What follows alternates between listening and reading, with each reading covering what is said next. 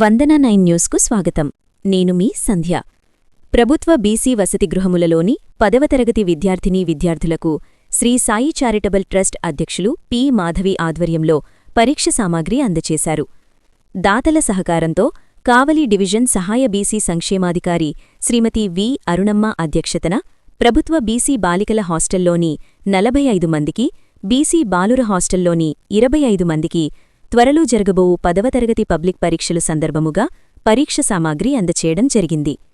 గౌరవ అతిథులుగా విచ్చేసిన విశ్రాంత లెక్చరర్ ఎంవి ప్రసాదరావు, విశ్రాంత ప్రధానోపాధ్యాయులు ఎం. అజిత్ బాబు, ఎస్కే భాష, విశ్రాంత వసతిగృహ సంక్షేమాధికారి విద్యార్థులకు అవగాహన కార్యక్రమంలో భాగంగా పరీక్షలలో విద్యార్థులకు తగు సూచనలు, జాగ్రత్తలు, అవలంబించాల్సిన పద్ధతులు గురించి తెలియచేస్తూ, మీరందరూ ఇష్టపడి కష్టపడి చదివి భావి భారత పౌరులుగా అన్ని రంగాల్లో రాణించాలని, మీ ఉజ్వల భవిష్యత్ మీ చేతుల్లో ఉన్నదని, ఉత్తీర్ణత శాతంను పెంచి మీ తల్లిదండ్రులు, ఉపాధ్యాయులు, వసతిగృహ సంక్షేమాధికారులకు మంచి పేరు ప్రతిష్టలు తేవాలని వారికి మనోధైర్యాన్ని ఇచ్చారు.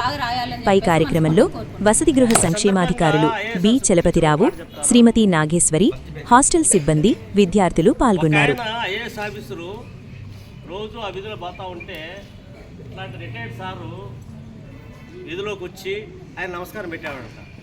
ఆయనకి ఎన్ని పనులు చూసేవాడు కదా, వెళ్ళిపోతూ ఉండేవాడు. అట్టా రోజు ఈ నమస్కారం పెడుతున్నాడు, ఆయన పాటకు ఆయన కారులో వెళ్తూ ఉన్నాడు. వాళ్ళు మిస్సెస్ అన్నదంట, ఏయా నీకేమైనా పని పాట లేదా, ఆయనేమో కారు నిన్ను కూడా చూడట్లేదు, నువ్వేమో అది పనిగా పొద్దున్న పోయి నమస్కారం పెడుతున్నావు అని. ఆయన ఐఏఎస్ ఆఫీసరు, జిల్లా కలెక్టర్ అంటే ఎవరా? ఒక జిల్లాకు రాజు లెక్క.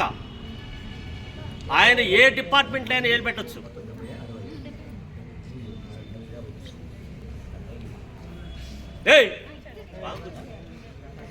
ఏ డిపార్ట్మెంట్లో అయినా, ఇప్పుడు మన డిపార్ట్మెంట్ ఉంది కదా, మేడం గారు హాస్టల్లో కావలి డివిజన్లో ఏ హాస్టల్ ఉన్నా కానీ మేడం గారు ఏమైనా చేయొచ్చు. అట్లాగే టీచర్ ఉన్నారనుకో, డిఓ గారు ఎడ్యుకేషన్ డిపార్ట్మెంట్ ఏమైనా చేయొచ్చు. కానీ కలెక్టరు ఏ డిపార్ట్మెంట్లో పోయి ఏమైనా చేయొచ్చు. అంటే రాజు లెక్క ఆయన ఏం చెప్తే అదే. బాలాజీ నువ్వు కూడా ఐఏఎస్ అవుతుంది. డిస్కషన్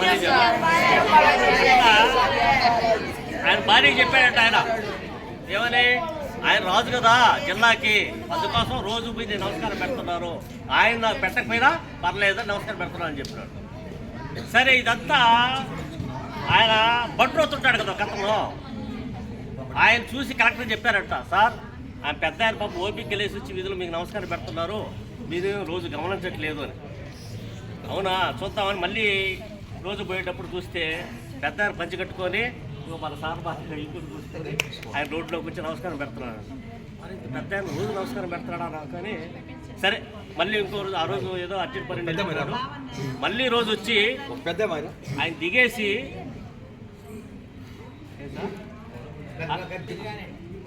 దిగేసి కారు దిగి ఆయన దగ్గర పోయి, పెద్దారా నమస్కారం, ఏంది నువ్వు రోజు నమస్కారం పెడుతున్నావు అంటే నేను గమనించలేదంటే, అయ్యా నువ్వు జిల్లా కలెక్టర్ కదా, పెద్దోడివి, అంటే నీకన్నా వయసులో చిన్నోడు కదా, నువ్వు నమస్కారం పెట్టొద్దు అన్నాడు ఆయన. నీకు పెట్టట్లేదు, నీ హోదాకు పెడుతున్నావు అని చెప్పినాడు ఆయన. కానీ కొద్ది రోజులకి ఏమైందంటే, ఆయన కారు దిగి ఆయన దగ్గరికి పోతే వాళ్ళిద్దరు కూర్చొని టీ తాగేసి తర్వాత ఆయన డ్యూటీకి వెళ్ళేవాడు. అట్ట కొన్ని రోజులు జరిగిపోతే, ఒకరోజు ఈ ఉపాధ్యాయుడు రిటైర్డ్ టీచరు కలెక్టర్ బంగ్లా పోతే ఆయన చాలా సీరియస్ మీటింగ్లో ఉన్నాడంట. ఎవరు? ఆ కలెక్టర్ గారు. ఈయన కిటికీలో చూసి పెద్ద ఆయన కూర్చో ఉన్నాడని గబగబా బయటకు వచ్చి, ఆ మీటింగ్ అంతా ఆఫీస్ బయటకు వచ్చి, ఏమయ్యా మాస్టర్ ఇట్టు వచ్చినావంటే, నీతో ఈ ఆఫీస్ వచ్చిన పని పడింది వచ్చానయ్యా. అయితే లోపలికి వచ్చేయకూడదా అంటే, లేదు నీ హోదా అయ్యా, నేను అట్లా రాకూడదు, నువ్వు పని చేసుకొని రాలే అంటే, ఆ సీరియస్ మీటింగ్ అందరూ తరివేసి సార్ను కూర్చోబెట్టుకొని ఆయన కార్యక్రమాలన్నీ చేసి పంపించినాడు. ఆయన ఎవరో తెలుసా? ఇప్పుడు జనసేన దగ్గర పవన్ కళ్యాణ్ గారు ఉన్నాడు, ఐఏఎస్ ఆఫీసర్ ఒక ఆయన, గీతాకృష్ణ. ఆయన అంటే ఒక్క నమస్కారం ఎంత పని చేసిందో చూసారా? అట్లాగనే సంస్కారం, నమస్కారం ఉంటే రెండు ఎప్పుడైనా ఉపయోగపడతాయి. మీరు ఈ తీసుకోవడమే కాదు, మీరు కూడా ఇట్లాంటి ఇచ్చే స్థాయికి ఎదగాలంటే ఏం చేయాలా? మనకి ఆస్తిపాస్తులు లేవు, చదివే ఆస్తి. కాబట్టి బాగా చదువుకొని మంచి మార్కులు తెచ్చుకొని మీకు ఈ గ్రామానికి అందరికీ పేరు తెస్తారని, ఈ దాదాపు వాళ్ళందరికీ మంచి పేరు తెస్తారని ఆశిస్తూ సెలవు తీసుకుంటాం. ప్రభుత్వ బీసీ బాలుర వసతి గృహం, ప్రభుత్వ బాలికల బీసీ వసతి గృహం, ఈ 2 హాస్టల్ విద్యార్థులు మరియు వసతి గృహ సంక్షేమాధికారులు, ముఖ్యంగా మన హాస్టల్స్ని ప్రగతి పథంలో నడుపుతూ ప్రతి విషయంలో వారి యొక్క సూచనలు సలహాలు ఇస్తూ మంచి అధికారిగా గుర్తింపు పొందినటువంటి కావలి డివిజన్ సహాయ బీసీ సంక్షేమాధికారిని శ్రీమతి అరుణమ్మ గారు, అదేవిధంగా మా సాయి చారిటబుల్ ట్రస్ట్ వ్యవస్థాపక అధ్యక్షురాలు పొన్నగంటి మాధవి గారు, అదేవిధంగా మా విశ్రాంత ఉద్యోగులు ఇద్దరు ఉన్నారు ఇక్కడ. ఒకరు రత్తమ్మ ఫౌండేషన్ వ్యవస్థాపక అధ్యక్షులు, మాకు అత్యంత సన్నిహితులు, ఆప్తులు, అభిమాన పాత్రులు ఎంవి ప్రసాదరావు గారు, విశ్రాంత ప్రధానోపాధ్యాయులు, మా ప్రతి కార్యక్రమంలో వారి సహాయ స్నేహ సహకారాలు అందించేటటువంటి మంచి వ్యక్తి అజిత్ బాబు గారు, అదేవిధంగా బీసీ బాలికల వసతి గృహ సంక్షేమాధికారిని శ్రీమతి నాగేశ్వరి గారు, నాకు చిరకాల పరిచితుడు, అత్యంత ప్రేమపాత్రుడు, నాకు అత్యంత ముఖ్యుడు బంటికోట చలపతిరావు గారు. అందరికీ కూడా పేరు పేరున నా యొక్క హృదయపూర్వక నమస్కారాలు తెలుపుకుంటూ, అతి త్వరలో మార్చి 16 నుండి 10వ తరగతి విద్యార్థులకు జరగబోవు పబ్లిక్ పరీక్షల సందర్భంగా వారికి సాయి చారిటబుల్ ట్రస్ట్ అధినేత వాళ్ళకి ప్యాడ్సు, పెన్సు, ఆ పరీక్ష సామాగ్రి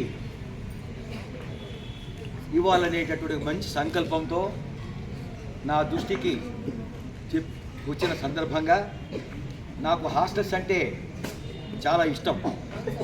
ఎందుకంటే ఈ హాస్టల్లో పుట్టాను, ఈ హాస్టల్లో పెరిగాను, ఈ హాస్టల్లో ఎదిగాను, పొదిగాను, మంచి పేరు ప్రఖ్యాతులు తెచ్చుకున్నాను. ఇప్పటికి కూడా సంక్షేమ వసతి గృహాలంటే నాకు చాలా ప్రేమ, అభిమానం, గౌరవం, ఆత్మీయత, అనురాగం, అనుబంధం, అనురాగ బంధం, ఆత్మీయ బంధం, ఇన్ని రకాల బంధాలు ఉన్నాయి నాకు. ఎందుకంటే ఆ డిపార్ట్మెంట్లో ఉద్యోగం చేశాను కాబట్టి, ఆ డిపార్ట్మెంట్లో మంచి పేరు ప్రఖ్యాతి తెచ్చుకున్నాను కాబట్టి, రిటైర్డ్ అయ్యి కూడా నేను చెప్తుంటాను మా ప్రసాదరావు వాళ్ళందరూ కూడా, రిటైర్డ్ బట్ నాట్ టైర్డ్. అంటే నేను రిటైర్డ్ అయ్యానే కానీ ఎక్కడ కూడా టైర్డ్ కాలా. ఇంకా 74+లో వద్ద, అంటే 74 సంవత్సరాలు పైబడిన వయసులో ఉన్నా.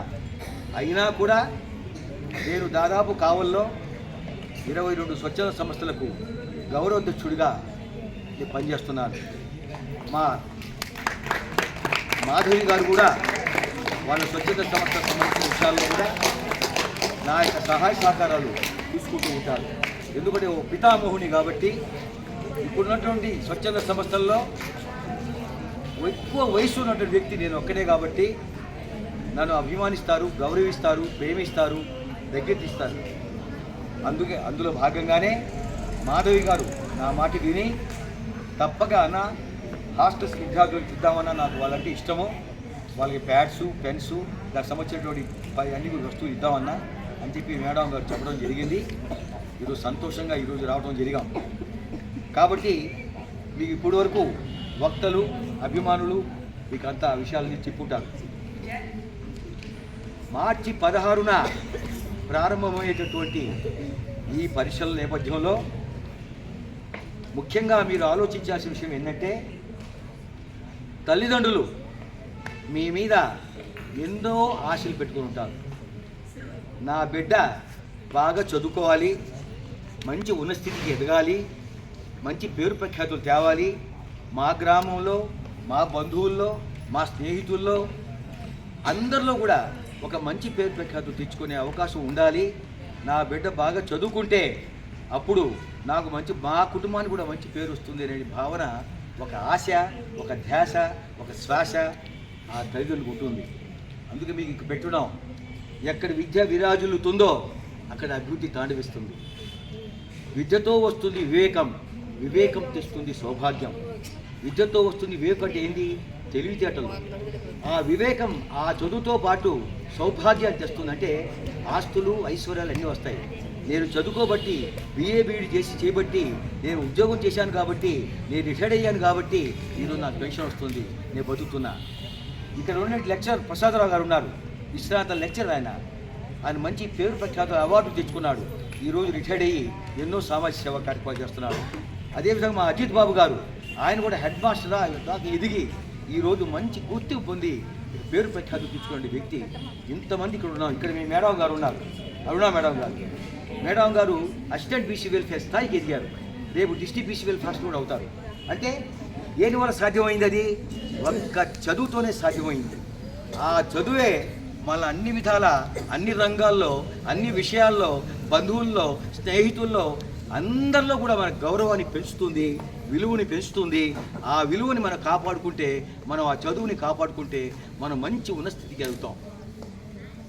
మాకు ఒక ఆయన అంటుండేవాడు, సాయంకాలం గ్రామాల్లో అరుగులు ఉంటాయట, ఆ అరుగుల మీద చెట్టు కింద కూర్చుంటారట. కూర్చొని అందరూ కూర్చొని మాట్లాడుకుంటున్నారు. వెంకయ్య, సుబ్బయ్య, రామయ్య వీళ్ళందరూ కూడా కూర్చొని మాట్లాడుకుంటున్నారు. ఏమయ్య రామయ్య, నీ కొడుకు ఏం చదువుతున్నాడు? నా కొడుకు ఇంటర్ చదువుతున్నాడు. ఏమయ్య సుబ్బయ్య, నీ కొడుకు ఏం చదువుతున్నాడు? నా వాడు డిగ్రీ చదువుతున్నాడు. అట్లా ఒక్కొక్కరు ఒక రకంగా బాగా చదువుకునే పిల్లకాయల గురించి గొప్పగా సుట్ట తాగుతారో, ఆ బీడీ తాగుతారో, ఆ సిగరెట్ తాగుతారో గొప్పగా చెప్పుకుంటారు. బాగా చదవకుండా ఉండేటటువంటి తండ్రి అక్కడ ఒక మూల కూర్చొని బాధపడుతూ ఉంటాడు. నా కొడుకు మన బీసీ బాయ్స్ హాస్టల్లో ఉన్నాడు, చదువుతున్నాడు, వాడు సరిగా బడికి పోవట్లేదు, వాడు సరిగా మార్కులు తెచ్చుకోవట్లేదు అనే భావన ఆ మనసులో ఉంటుంది. ఈయన కూడా నా కొడుకే బ్రహ్మాండం చదువుతున్నాడు, రేపు ఫస్ట్ క్లాస్లో పాస్ అవుతాడు, కాలు వేసుకొని చెప్పేటట్టు స్థితి మీరు కలిగించాలా. అది మీ గొప్పతనం. ఎప్పుడైతే మీరు ఆ స్థాయికి ఎదుగుతారో అప్పుడే మీ మంచి గుర్తింపు వస్తుంది, మీ తల్లిదండ్రులకి పేరు ప్రఖ్యాతులు వస్తాయి, మీరు కూడా మంచి ఉన్నత స్థితికి ఎదుగుతారు, బ్రహ్మాండ మంచి స్థితిలో రావడానికి అవకాశాలు ఉంటాయి. కాబట్టి నేను చెప్పేది ఏంటంటే, మీరు ఈ 16వ తేదీ జరిగేటటువంటి పరీక్షల సందర్భంగా మీరు సలహాలు, సూచనలు ఇవన్నీ తీసుకుంటూ చదువుకి ప్రాధాన్యత ఇస్తూ ఎక్కువ భాగం చదువుతూ ఆ మంచి మార్పు సాధించడానికి మీరు ఈ మాల్ ప్రాక్టీస్ చేయబాకండి. పక్కన చూడటం కాదు, నువ్వు పక్కన చూసి ఒక ఆన్సరో లేకపోతే ఒక బిట్టో తెలుసుకునే లోపల నువ్వు 2 క్వశ్చన్స్ ఆన్సర్ చేస్తావు. వాడు చూపించాలా, వాడు చూపించుకుంటూ పక్కకు పోతుంటాడు, అది పక్కకు చూపిస్తుంటాడు. నీకు టెన్షను, వాడు వస్తాడు, యూనిట్ వస్తాడు, పట్టుకుంటాడు, బిడ్డీబాటు చేస్తాడు. ఏమొద్దు, నీ ధ్యాస, నీ ఆశ, నీ ఏకాగ్రత ఆ క్వశ్చన్ పేపర్ మీద ఉండాలి, నీ ఆన్సర్ షీట్ మీద ఉండాలి. బాగా చదవాలి, మంచి ఉన్నత స్థితికి ఎదగాలని నా యొక్క హృదయపూర్వకమైనటువంటి శుభాశీస్సులు ఆడబిడ్డలకు, మగపిల్లలకు ఇస్తూ మీరు అన్ని రంగాలు రాణిస్తూ ఫస్ట్ క్లాసుల్లో అన్నింటిలో ఫస్ట్ క్లాస్ పాస్ అయ్యి మీకు తల్లిదండ్రులు